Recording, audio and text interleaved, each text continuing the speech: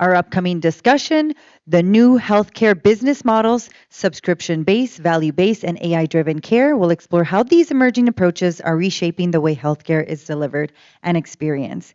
This panel will dive into innovative frameworks that are redefining value, improving outcomes, and creating more sustainable systems for the future. Let us welcome our distinguished panelists to the stage. Let's give them a warm round of applause. I introduce everyone that comes up. We have Chia Lynn Simmons, CEO of Logic Mark, Dr. Kasia Hein Peters, founder and CEO of Abante Scientific, Chaya Malavaram, founder and CEO of Spark Lunch, Dr. Arpit Kirambai Patel, CEO and founder of Pulse Perfect LLC, Yash Vagal, founder of Curanostics, Dr. Sean Hall, chairman and CEO of MedLab Group Incorporated, and Alice Arkello, founder and managing partner, Malachite Consulting. Thank you. Well, thank you guys for being here, day 2 at 5:30 nonetheless, and not at happy hour. So thank you for being here. We'll talk to you today about the business models that are emerging today, value-based, subscription-based, and AI models. And we're going to have a different point of view to bring to the table. We're going to discuss the good, the bad, and the ugly, the real impact and the hype. I'm going to let my esteemed panelists introduce themselves, but I'm going to start first. I'm Alice Arkello. I'm a founder of Malachite Consulting.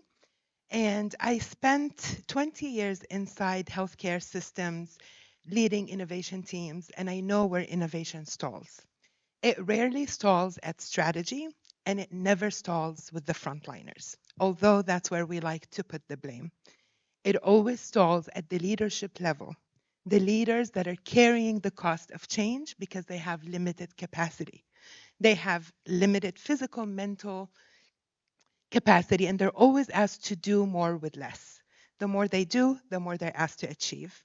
So I distilled years of experience in design thinking, product, project, and change management, and I developed a methodology that helps them communicate clearly, simplify complexity, and accelerate decision making, which helps them expand their capacity. Yash, is it on? Hi, everyone. My name is Yash Vagal, and I'm the founder of Curanostics and Nightingale. To give you guys some background about me, I'm a recent computer engineering grad from Georgia Tech. Been in the startup space for around like 6 or 7 years as of this point. Been a advisor at a bunch of companies, as well as been a community leader in the space, but also had the opportunity to become a venture capitalist. Kind of realized there needs to be a lot more innovation in the healthcare space, especially with personal things I've dealt with sadly having my grandfather die in my arms, as well as being a caregiver to my mother when she was going through cancer, and kind of realized there needs to be more innovation. So Curanostics is a platform that actually helps patients aggregate all their patient data. Think about medical records, wearables, any patient-reported outcomes, help them understand what's going on with their health, but communicate that back to their doctors. And Nightingale right now, we're kind of focusing on the perspective of using that data and helping out more in the clinical trial space, being that data partner for a lot of these innovations that are happening in this area to actually allow them to get through the process, allowing us to handle all their data management processes, so then they can just go and focus on the innovation that they need to do. Thank you. Hi again, my name is Dr. Sean Hall. I'm from a company called MedLab Group. We specialize in basically drug R&D. So my day-to-day is dealing with government, dealing with health policy, dealing with solutions around diseases. Therapeutically, my interests have, for the past decade and a half, been around chronic diseases. And I spend a lot of my time donating to charities, especially in infant-related rare diseases and oncology. Hi, my name is Dr. Arpit Patel. I'm the founder and CEO of Pulse Perfect, which offers proactive preventive cardiovascular care. And what we do is we offer a 360-degree blueprint of cardiovascular optimization and longevity.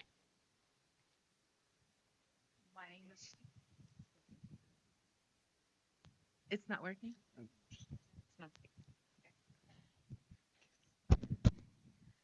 So my name is Chaya Malavaram, and I'm the founder and CEO of Spark Launch. We are building an AI-powered game-based learning platform for children with ADHD, and also includes other like other neurodivergences like dyslexia, dysgraphia, autism, because sometimes they can all coexist. And my the reason for my company comes from my own personal journey, from my own personal challenges as being a neurodivergent person.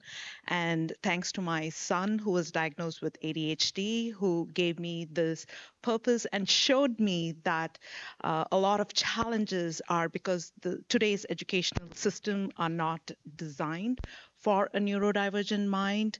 And when you create an environment where they can learn in a way that their brain works, a lot of challenges will disappear. And we also have a podcast where we speak to a lot of adults who are neurodivergent, and our focus is on mental health. And masking is prevalent with neurodivergence because they are forced to be somebody who they are not. And we want to stop that. We want to empower children and show them what their unique strengths are and tap into those untapped potential that exists within them. Hi, my name is Dr. Kasia Hein-Peters, and I am the CEO of a medical device company called Evoke Technologies. We exist because the epidemic of vision loss in developed countries is actually growing. It's growing because of the aging population. And the problem with the growing vision loss combined with the shortage of workforce makes them less likely to be diagnosed early. So we developed a few devices that can test retinal health, and based on the retinal health through the adaptation to darkness or electroretinogram, can actually find out if the retinal health is where it should be, or maybe the retinal dysfunction is already occurring. So it allows for earlier diagnosis and much sooner intervention than with the currently existing diagnostic tests. Now, prior to joining Evoke Technologies, I was working for several leading pharmaceutical and medical device companies, and in the last few years also with the startup community as advisor, mentor, and angel investor. Hi, my name is Shailene Simmons, and I'm the CEO of LogicMark. LogicMark is a micro-cap technology company focused on the personal safety and medical alerts business. Prior to joining this company as the pivot CEO, to try to change the company from a reactive technology company to a predictive company, I spent 30 plus years in the tech industry as a product management executive, as well as marketing and business development executive for both startup companies, founding my own AI company as well, to working at companies such as Audible, helping to sell the company to Amazon and at Google. And so we are focused on transforming what is a very large category of people who are in need. I believe there was a previous panel here that was focused on seniors. And so we're trying to take the technology from the I fall and I can't get up era to basically predictive analytics and technology to basically prevent that fall before it happens. So that's what we do. Thanks. Thank you. So let's start with talking about this convergence moment.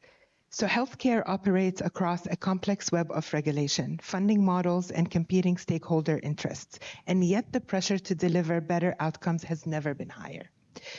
At the same time, AI, subscription models, value-based contracts, and patient empowerment are all converging at once.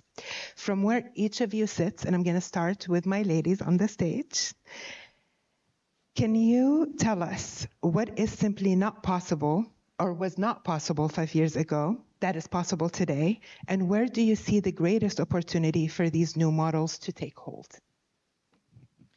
So We are really focused on this business of predictive analytics. And so until the recent couple of years, this idea of actually trying to pivot a business that is predominantly focused on, how good are you at predicting something as a fall, that's not a false positive, but rather a real fall, very critical to where it is today to be more accurate. Because the reality today is that the iWatch is wildly inaccurate when it comes to actually predicting falls. But not just focus on that portion of the business, but actually trying to look at what does remote monitoring and basically the capability for AI and IoT connected devices to help with actually transform that business from a reactive business to a predictive business, which means that in essence, like rather than actually dealing with the outfalls of catastrophic health issues after a fall, which happens to 1 in 4 seniors over 65, we're really trying to prevent that first fall or even that second fall to basically help prevent them from having worse outcomes. And I think until recently, we really didn't have the AI capacity to do what we need to do to make that happen. And so with the convergence of IoT connectivity being cheaper and faster and more, sensitive to the type of needs that we have from a sensing multi-channel sort of capability plus AI, we just wouldn't have seen this 5 years ago. And so this is why it's really actually a very exciting time to be part of a health tech and remote monitoring patient kind of company. I think that many trends that we see now have been already emerging 5 years ago, but they are converging now. And what I'm specifically really very excited about is it's also a challenge, by the way, is the amount of data that we can gather from wearables. And both wearables that are in the wellness space, but also wearable devices that are specifically in the medical space.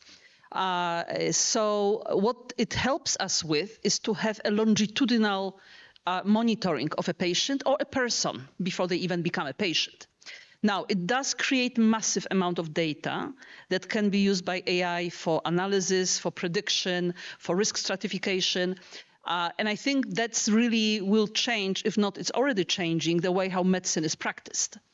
But it creates a challenge. Who will analyze this data, right? How frequently a clinician will actually look at this data to find out what are the patterns, or what AI analyzed and it should be verified by a clinician. So I think that it's a huge opportunity and it's at the same time a big challenge for the healthcare system. But I am very excited about it, and that's the space in which we also play with these vision diagnostic tests, because they are all wearables and they all upload data to the cloud. So we will be able to then analyze this data longitudinally and then create an AI-ready databases to make sure that the high-quality data is uploaded and AI is properly trained to then make help us to diagnose or stratify patients. So 5 years ago, with ADHD, which stands for Attention Deficit Hyperactivity Disorder, we could only treat symptoms. And even today, right, because we are not addressing at the root level.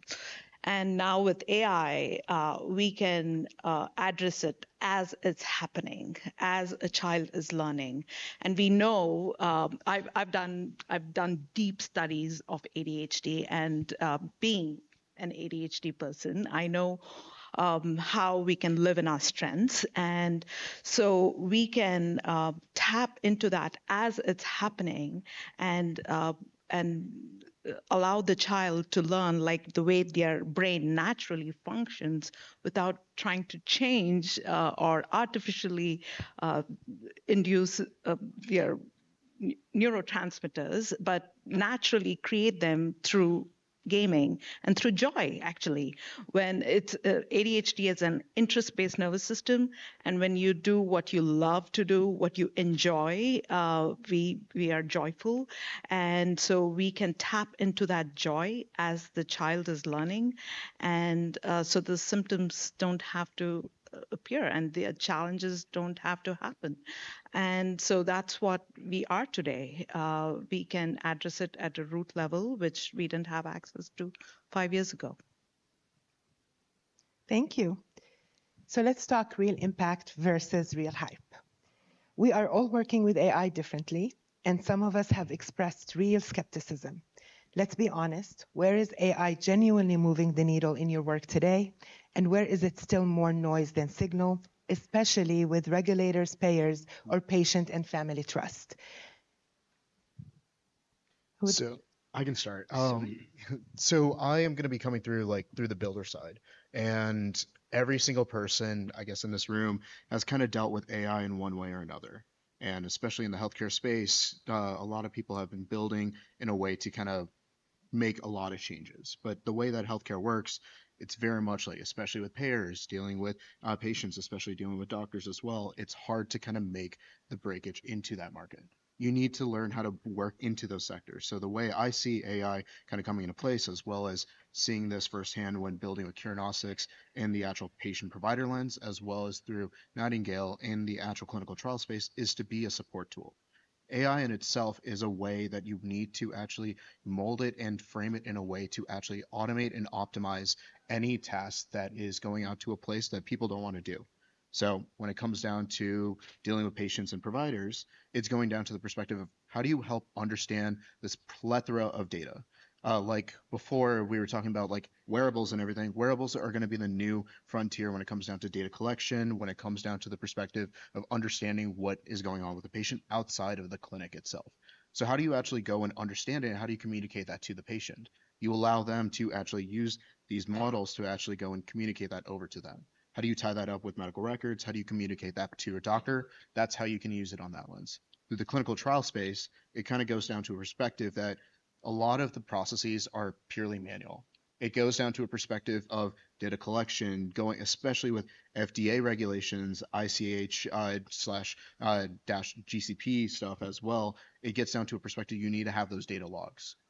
You need to use those systems like AI, Gemini, whatever the systems are going to be beneficial for you to actually make sure that it's all contextualized properly, it's all normalized out, and making sure that the people who are actually doing that data collection can go and do what they really want to do, which is doing the innovation, doing the analysis, making sure that this technology that they're building is actually moving the right direction instead of just doing the manual grunt work. So that's what I think. Thank you, Yash. I think if we just extend the FDA question a little bit, and I can take this to TGA, the Australian equivalent of the FDA, and the European Medicines Agency, when we get into clinical trial work and we get into the real execution of it, we will start to remove AI from the question. Because when it comes down to the regulatory agencies, they want to know everything about that piece of technology you've employed insofar as the algorithm behind it. So collecting data and making sure that data connects to the various physical points of presence it needs to be, fine. But in that data collection, we will still scan every handwritten note because the FDA today still has in their constitution for looking at med tech versus drug tech raw data that made that data point come to be.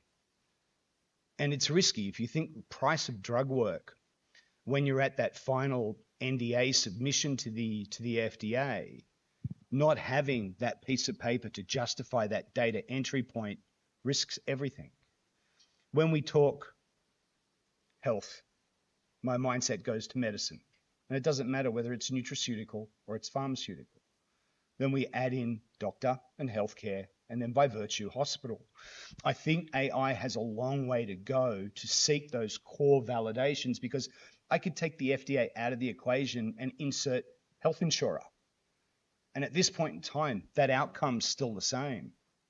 I don't know how many medical doctors are here and have had to justify the use of AI to their health insurer because the reaction from them is quite remarkable. So before I pass on, I'm going to leave you with this thought.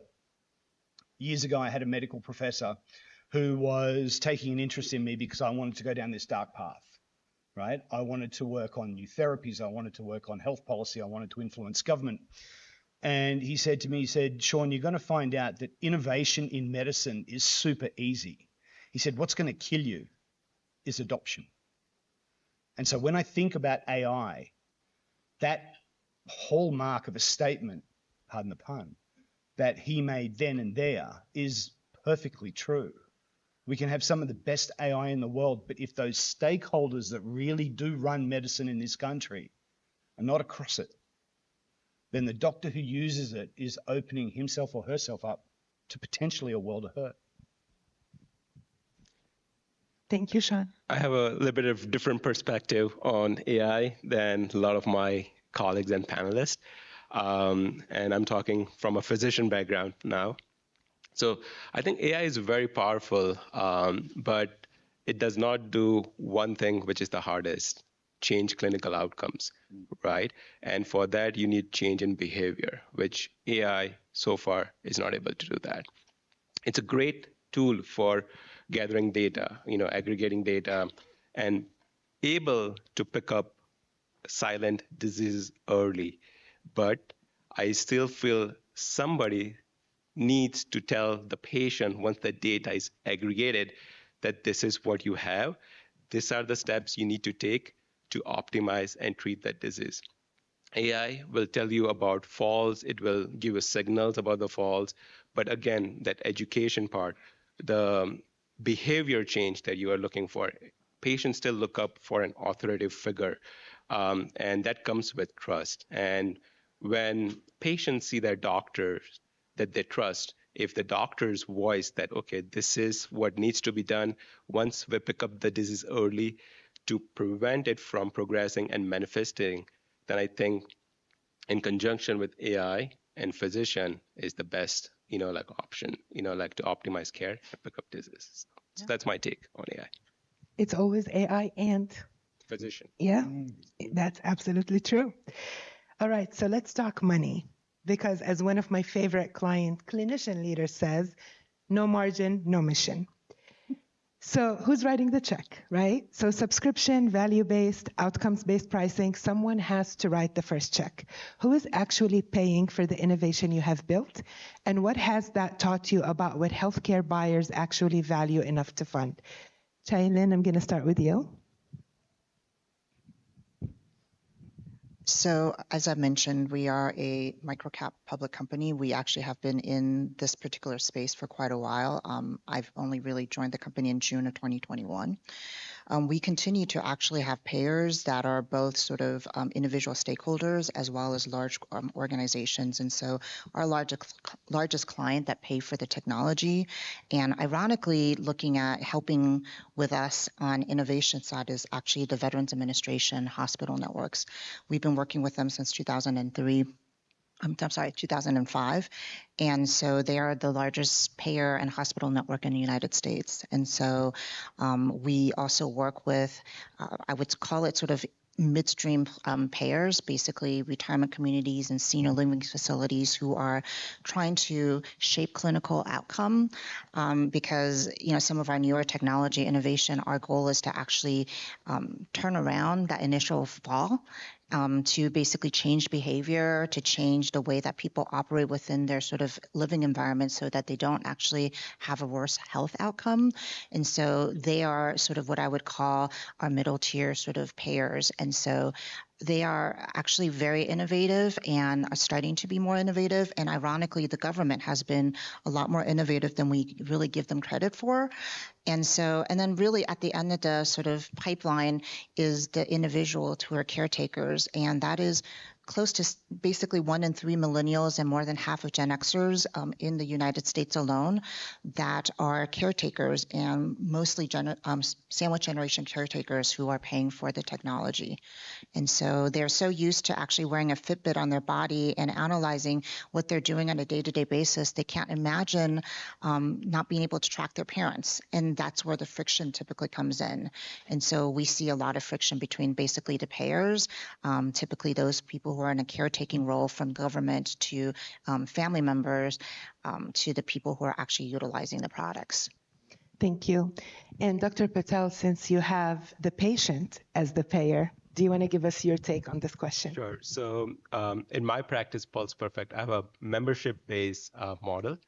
And I had to put a lot of thought from a patient's perspective of what if I was a patient, what would I want, and like a physician who's taking care of me and the healthcare services that we have.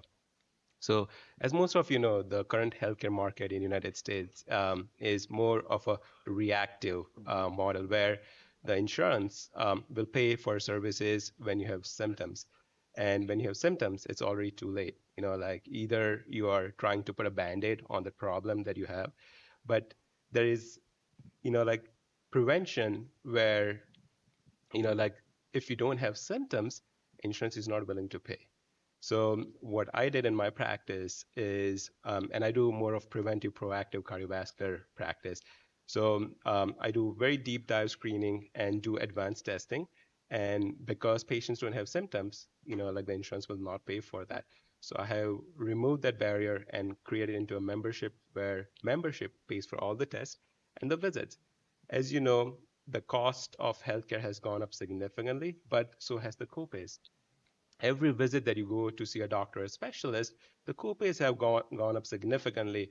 I remember the days in 2000 when the copays were either non-existent or $2, $5, $10. Now every visit that you go to a doctor, the copay is either 50 or 100 bucks, and for specialists it's even more. And patients think about this. Every visit they have to pay out of their pocket. Plus, there's the surprise billing, right? Like after the visit, you'll say that you have not met your deductible, and like this is the bill for like what you're responsible for.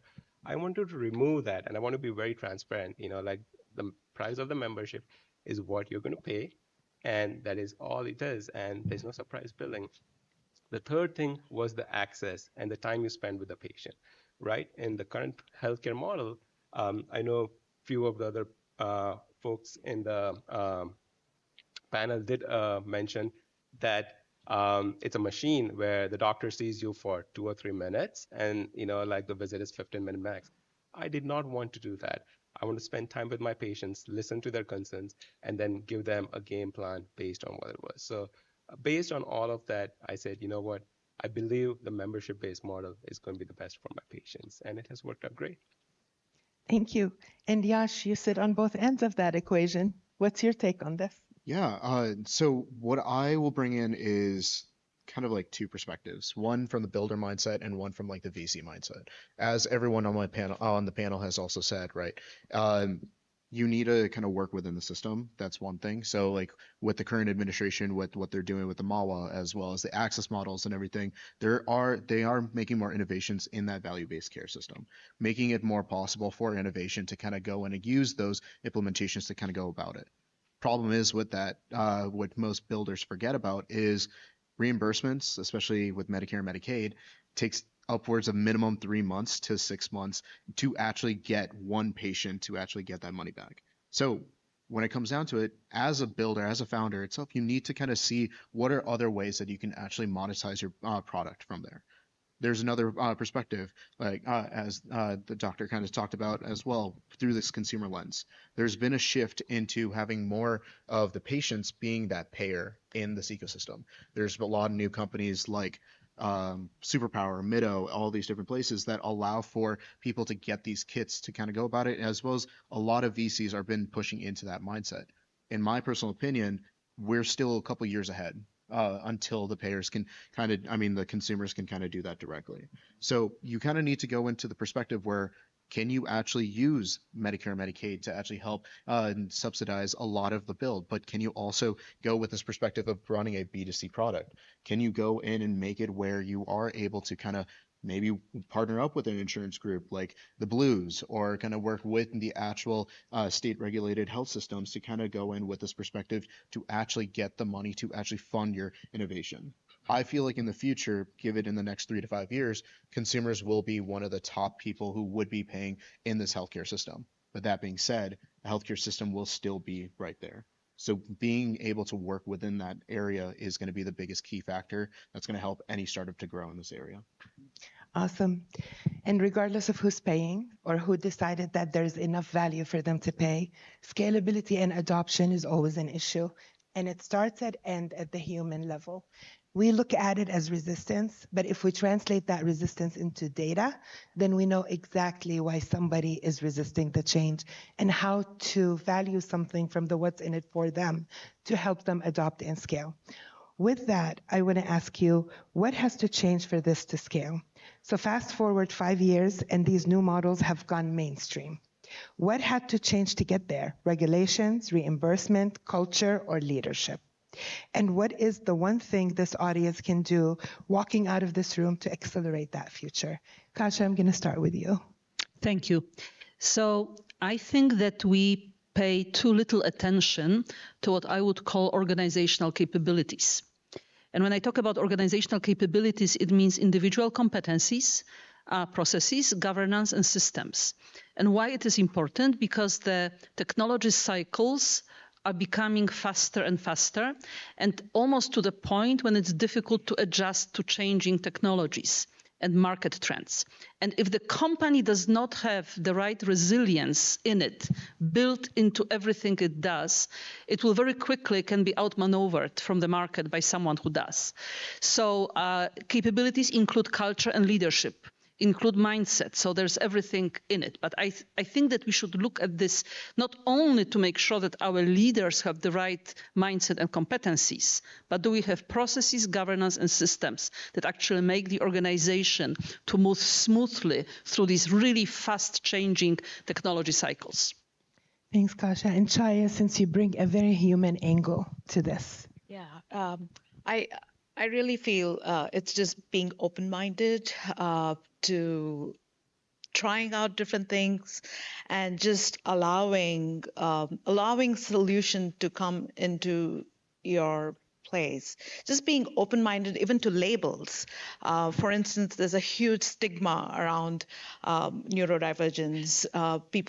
I know in my own family circles and friends, people don't want to get a diagnosis because there's a label attached to it. Just being open to getting a diagnosis actually gives you a wealth of information about yourself, about your child. And when you are open, you're also open looking at the flip side, because there's always a flip side to anything. There's so much, there's so many, with neurodivergence, there's untapped potential. And they have unique gifts and strengths. They're nonlinear thinkers. They are out-of-box thinkers. They can recognize patterns. So you can also start looking at the positives. So I would say just have an open mind to even trying a subscription to see if it works for you. And if it doesn't, then you can always cancel it. So yeah, and just being open, I think will help a lot as growing as a human. Awesome, thank you. Anybody would like to add another perspective before we close?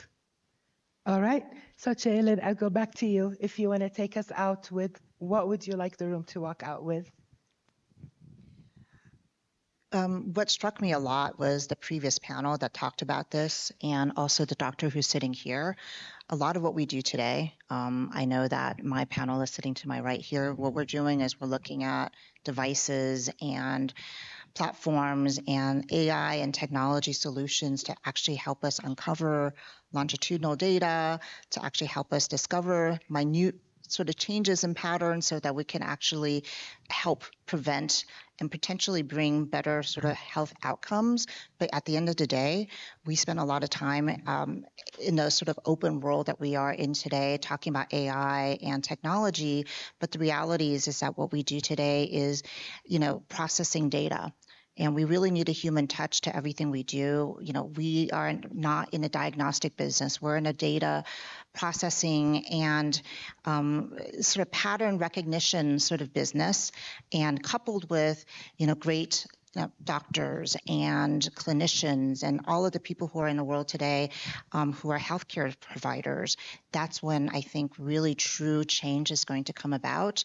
And so I would hate for anybody to sort of leave this panel for folks looking at us basically saying like, yeah, we're trying to replace doctors in the future or clinicians in the future, or even those who are doing the really critical work of helping people move around and give them the human touch, because we're never going to stop needing that.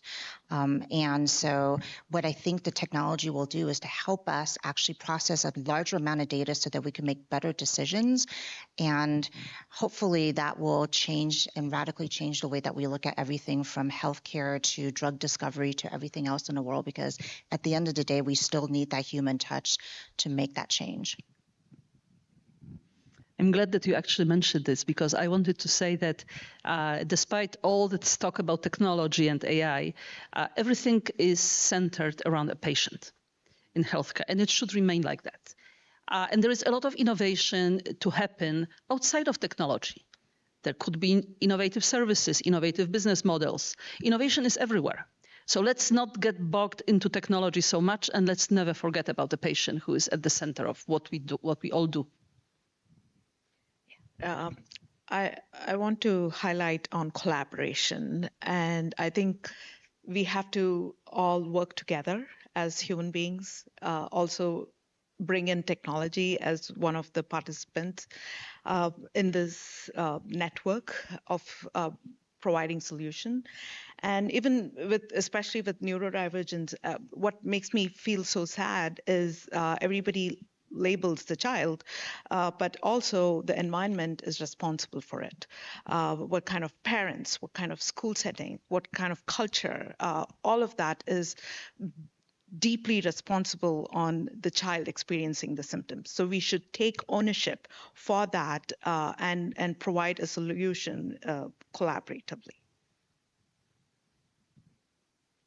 I agree with my colleagues on this. I don't think it should be AI versus physician or provider-centered care.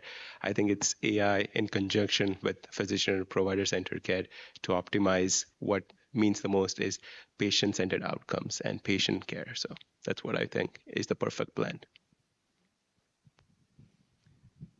I think first I would like to just add, I'd like to celebrate everyone in healthcare that takes that step forward and pushes the envelope. We're very complex beings and diseases are evolving. What we did yesterday is not going to work tomorrow. So whether it is technology, whether it is change in practice, whether it is a rethink of clinical protocol, whether it is a new data point that signals something else, 101% we need it. I would encourage leadership within those companies to strive beyond the basic and look for a bigger picture where it can be deployed into hospitals or aggregated across a network of hospitals. So if a problem cluster occurs, let's say in Boston, the other hospitals on the network are very quickly alerted what the cluster is, what the data points are around it. You know, when you think back on COVID, and I was in Australia, so what I went through was probably very different to everyone else in this room, but we were, as a country, closed-bordered for 3 years. What they don't tell you is, as a country, we were closed-bordered to our homes and a 5-kilometre radius for more or less the same time. To go outside, it had to be essential. Now, we can all argue what is and what is not essential, and certainly that conversation came up with the boys in blue multiple times. But the reality is, the data share was good, the data share was not great, right? If we had technology capable on picking information up from one quarter of the globe and sending it to another and saying, we're seeing it here, are you seeing the same thing? And allowing remote sites to collaborate, could we have handled that situation better? My concern is not so much COVID now, it's potentially what's coming next, right? And it's heightened by the fact that as we evolve, we need to expect our disease will evolve with us. But healthcare, as I said earlier today, is not. So I welcome any contribution to the space that makes the patient's life easier, the clinician and the supporting staff easier, and shares articulated data that we can truly believe in. Yeah, and I want to echo what everyone else on this panel has said, and I'm very grateful to be on this panel with very much experts in this field. It kind of gets down to this perspective. Innovation has to occur. That's how we evolve as a species. That's how we evolve in this ecosystem. But in healthcare, it's different. There's always a monetary aspect in every single other industry, but in healthcare, it's always about the patient care. It's about helping the actual everyone in this room as well as throughout the world to live a better life off of it. And through that collaboration perspective, and also going into this perspective of if you're being an innovator, most people, especially entrepreneurs, like to break things, right? We like to break it, see if it works, and then fix it from there. Healthcare doesn't work like that. From there, you kind of need to go in and understand where I can maneuver. How can I go in this ecosystem? How can I work in this area and learn how you can go and best suit the actual end result, which is taking care of people, helping provide the data share wherever it's needed, and making sure that the doctors as well as nursing staff, whoever's on that medical side, gets the proper care and support that they truly deserve. Okay. So I want you guys to shift perspective for a second. And remember, then one day, the pen and paper was the latest innovation. So whether we're talking about pen and paper or AI or the $1 billion business model that you might walk out of this conference with, it starts and ends with the human leader that has to carry the cost of that change. Thank you.